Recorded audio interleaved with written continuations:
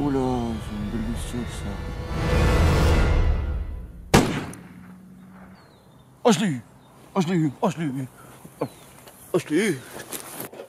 Valadiou! Oh, je l'ai pas tué le bestiau, hein! Mais je vais quand même bien niquer la queue. Et salut à tous, et aujourd'hui je fais cette vidéo parce que oui, c'est déjà l'ouverture de la chasse. Ah les chasseurs, on voit tous ça comme des cow-boys. Mais pourtant on a raison, chaque année il y a d'innombrables accidents de chasse. Pourtant je comprends pas, dans la réalité c'est que des papys en gilet fluo qui campent au bord des cultures à côté des routes. Et même sans bouger, ils arrivent à se tuer entre eux. C'est quand même pas des lumières, hein. Mais faut quand même sacrément bien viser. Ah j'aimerais savoir tirer comme eux à l'instinct là.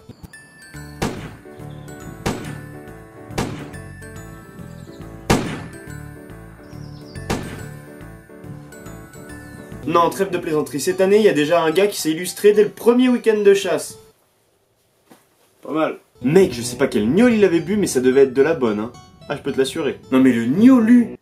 Oui, parce qu'on va utiliser des expressions de Haute-Savoie, hein. Et ça veut dire abruti, au passage. Il arrive dans un champ et il voit 4 silhouettes au bout. Il se dit, waouh, c'est mon jour de chance, il y a 4 chevreuils là-bas. Le mec tire et tue une bestiole. Il retire, retue une bestiole et pour finir, il shoot les 4. 4. Ouah, mais en fait, le mec, il est super fort, quoi. Ah ouais, super fort dans la connerie, mon gars. Le mec, il s'est pas dit un seul instant que c'était bizarre, que aucune bête s'enfuit. Ah, il faut quand même être un sacré zboup pour tirer quand même. Non, parce que le mec venait de tuer 4 ânes.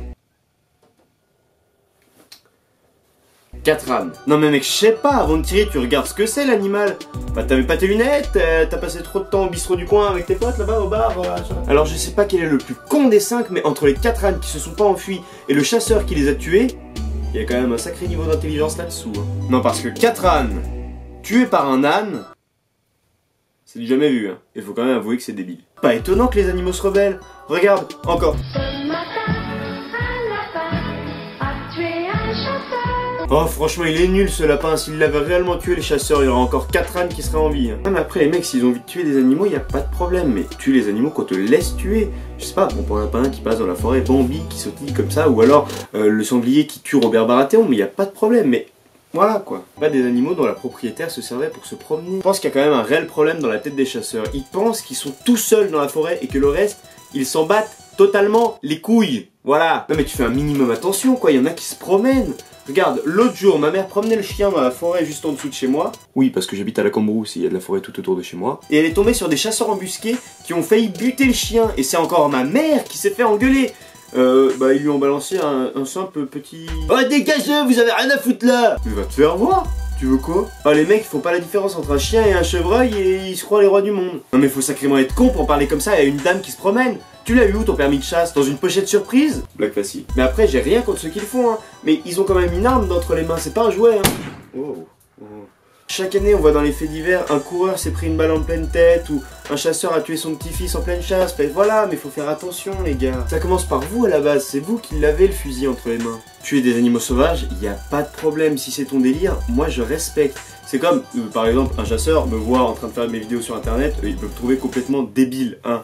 Et ce que je comprends, tout à fait. Mais il y a quand même moins de risques pour les gens qui me regardent. Par exemple, si je pointe une arme comme ça, là, je vais pas les tuer. Enfin, non, bah non, tu vois. Après, peut-être que dans leur tête, c'est tous des bons chasseurs, hein. Bon, on connaît la différence entre le bon et le mauvais chasseur. Bon, t'as le mauvais chasseur, il voit un truc, il tire.